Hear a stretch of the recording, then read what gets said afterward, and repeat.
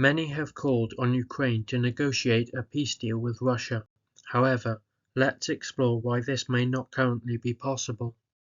Throughout its history, Russia has tried to expand its border westwards to form a buffer against European powers.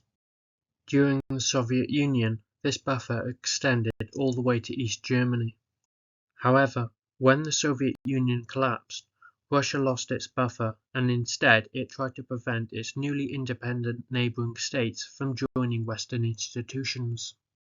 In February 2014, when Ukraine sought closer ties with the European Union, Russia invaded and annexed Crimea and heavily backed a separatist movement in the Donbass, beginning the Russo-Ukrainian War. In February 2022, when Ukraine sought NATO membership, Russia launched a full-scale invasion of Ukraine, seeking to bring Ukraine under its control. In September 2022, Russia annexed Luhansk, Donetsk, Zaporizhia and Kherson oblasts in Ukraine, without even controlling all of this territory. Now, despite the front lines boiling every day, both sides appear to have reached somewhat of a stalemate. Russia has stated that it will not consider negotiating until its objectives have been met. One objective is the full control of all 5 illegally annexed Ukrainian oblasts. However, this may not be enough for Russia, as Putin has claimed that Odessa is a Russian city and that Ukraine is an artificial state.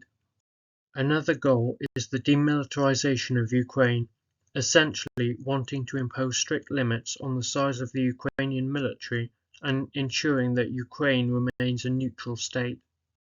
This essentially means that Russia could simply rebuild its military and finish the invasion against a weakened Ukraine in a few years' time. Therefore, Russia would never agree to allowing Ukraine to join NATO, which means that the current conflict would simply resume in a few years' time. Another goal is the so-called denazification of Ukraine, which falsely accuses Ukraine of being a Nazi state. In reality, there is only a very small minority of people who support Nazi ideologies in most countries, including both Ukraine and Russia. All talk of negotiations also assume that Russia itself wants to negotiate. However, Russian President Putin told Chinese President Xi in late 2023 that Russia would fight for at least 5 years. In addition, German newspaper Bild reported that Russia has ambitions to take Ukrainian territory into 2026, showing that the Kremlin has no intention of good faith peace negotiations. If the West abandons Ukraine and allows Russia to win, then Russia may become emboldened and attack the Baltics, both from its own territory and through Belarus, and using Kaliningrad to close the Suwalki Gap. This would trigger a NATO response to liberate the Baltic states, with direct combat between NATO and Russian forces, potentially risking a tactical nuclear exchange. Only by forcing Russia out of Ukraine through aid to Ukraine and sanctions on Russia can this risk be avoided.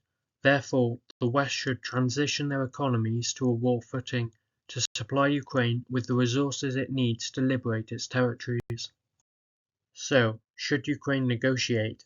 Not until the Ukrainian people are willing to do so on their terms from a position of strength to create a peace that will actually last.